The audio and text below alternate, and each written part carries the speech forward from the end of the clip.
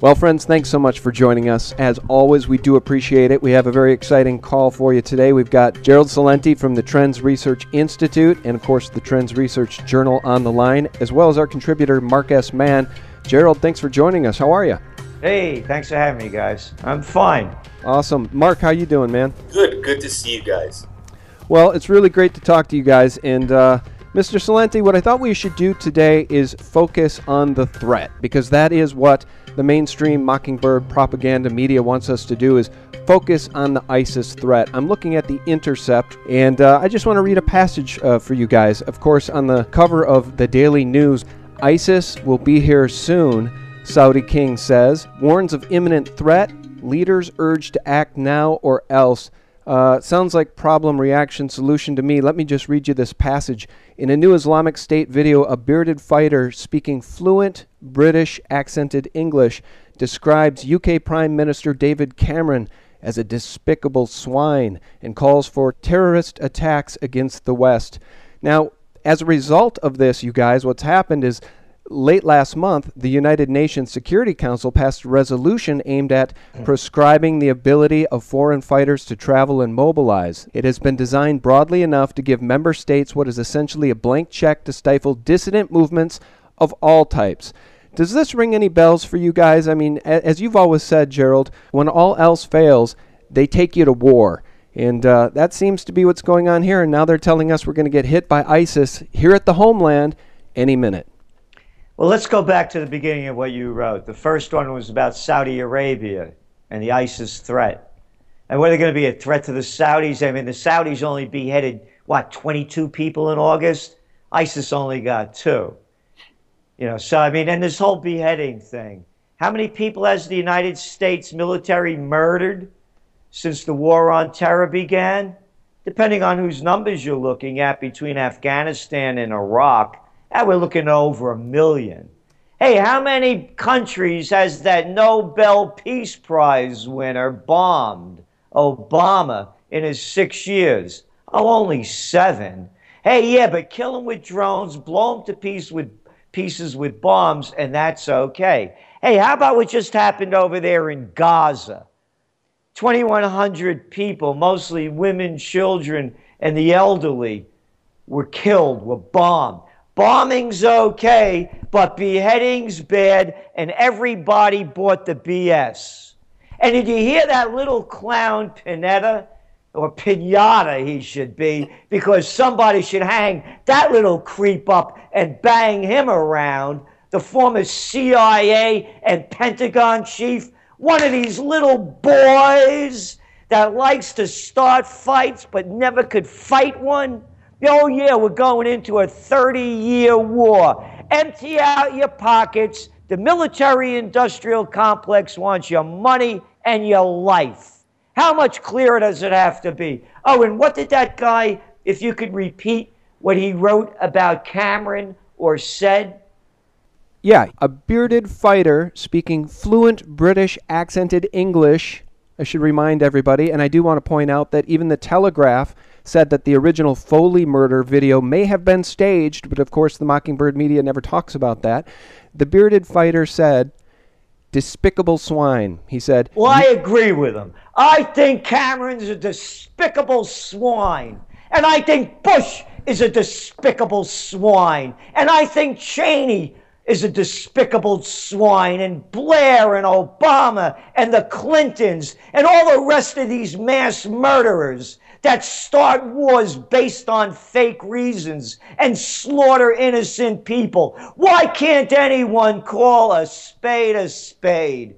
These are how I forgot Sarkozy and little boy Hollande. Yeah, you remember going into Mali to get them militants. Yeah, I tells you. Oh, yeah, the place that used to be French Indochina. You colonial swines. Stay home, mind your own business. And the other thing, speaking about slime and robbing us of our rights under the guise that Hades, ISIS could be anywhere, melting into society, and we gotta get them and we gotta watch them, and we have to rob you of all your rights. NSA, CIA, FBI, you name it. They're watching us. They're looking. Homeland Security. These morons couldn't stop a guy from jumping over the White House fence and running inside and they're going to ransack the joint. Who are they kidding? They're the inepts and the incompetents. When are people going to wake up that the same jerks that are running City Hall are running the countries into the ground? How much more evidence do you need? Mark over there is a close combat guy like I am. This thing never would have happened with the people that we know that would be guarding the White House. And look what they can't, the most protected building in the United States. And a guy that can't even run fast, man, jumps over the fence. Whoosh, he's in there and running through the joint before they could stop him. So who are they kidding with this stuff? They're losers. Add them up. Anybody that can count to 5. They lost the Korean War. They lost the Vietnam War. Oh, yeah, but we only killed 3 million people in Vietnam, they says. And we only dumped Agent Orange all over the joint. If you gave us a couple of more years, oh, yeah, like the longest war in American history, the Afghan War. Yeah, like that. We could have killed maybe another 10 million. Oh, and then, of course, the Afghan War, the Iraq War. How about that humanitarian mission by Obama that destabilized Libya, overthrew a sovereign country, and has caused the creation of these militant groups? A militant group, by the way. A militant group. Let me ask you this question. Let's pretend that you're an Iraqi. And let's pretend that another country started a war in your country based on fake reasons, lies, and your whole family was slaughtered. Your city is destroyed. Most of your friends and loved ones are dead. You think you want to get even? Do you think you'd want to get even? We talk about all the time. We talk about that all the time, Gerald. And a lot of people can't put themselves in those shoes because they're blinded by false patriotism. And they just, like you said, guys like us would never allow it. We would do everything we could to even the score. But you talk about timelines. Well, go back to that. Let's stay on that a second. Okay, sure. You said that, they're blinded by patriotism. No, they're not. They're cowards. They're cowards because they can never imagine themselves fighting back. Terrorists. I agree with you. I definitely. How about, like we used to say in the Bronx, payback's a bitch. Absolutely. And the thing is, too, they can never turn the mirror back on themselves. They won't even look in the mirror to consider the crap that their own country does to create terrorists. We talk about that all the time at SGT, how, maybe there are some people that do want to hurt the United States, but why are they doing that? People just can't really grasp that at all. Well, if I may, you guys, I want to jump in and I want to just remind everybody that it was Prince Bandar bin Sultan who told Russian President Vladimir Putin that the Arab kingdom has control over the Chechen jihadists, and he threatened the Olympic Games in Sochi if Putin didn't back war against Syria. So now we've come full circle, right? The Telegraph says the beheading videos of Foley may be faked. The mainstream media ignores it. Nevertheless, we hear the rallying cry for more war, more war, more war. And enough is enough, Gerald. Enough is enough. But unfortunately, the American people forget. The American people don't realize that that's what happened with Prince Bandar, as the intelligence trifecta of the Mossad, U.S., and Saudi intelligence works against the world to take us into another war. And then you have the propaganda by the media on a daily basis, demonizing the Russians and everything else. It's disgusting. Oh, by the way, we're talking about the Russians. I'm going to Russia to attend a peace conference. I was just asked to go there. I'm one of the few guys speaking out for peace. And as you may know, we're going to be holding an Occupy Peace conference here on May 2nd. We have permission from the city of Kingston to close down the intersection at John and Crown Street. You've been here, Mark, that the the most historic corner in the United States. The roots of the revolution and democracy was sown here. And with occupied peace, we're going to have takeaways. This isn't just going to be a rally to go to and scream and yell. We're going to have action plans to put in place so we stop this madness. 30-year war, this clown Pinhead talking about. Who's he kidding? 30-year war. Was he reading fairy tale history books? The next war may be the last war. Wars of weapons of mass destruction. Nuclear wars. Wars of biological warfare. Suitcase-sized nukes. Dirty bombs. This little jerk. And anyway, when we're talking about what's going on, I wrote this book in 1996. Trends 2000.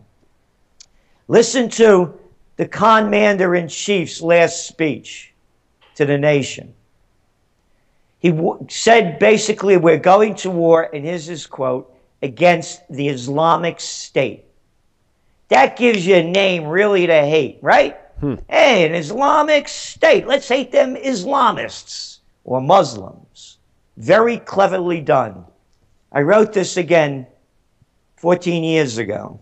The seeds of the new crusades was sown in areas of Africa, the Middle East, Eastern Europe, and Asia.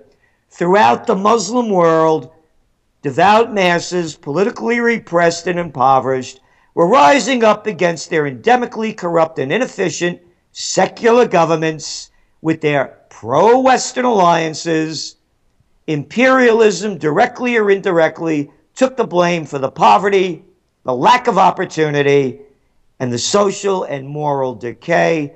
Disenfranchised, desperate, politically powerless, Muslims in many countries look to charismatic clerics to change their destiny. And I go on to write about Crusades 2000 will begin in the new millennium. Obama officially launched it on September 10th when he used the eve before 9/11 to put more fear and hysteria into the minds and bodies of the American people. Well, that's powerful. And, you know, you mentioned 9/11, and as I'm sitting here listening to you read that, Gerald, of course, I'm thinking of the classified 28 pages of the 9/11 report, which apparently finger the Saudi intelligence involvement in the event of 9/11 to some degree, but we don't know because they won't release the 28 pages.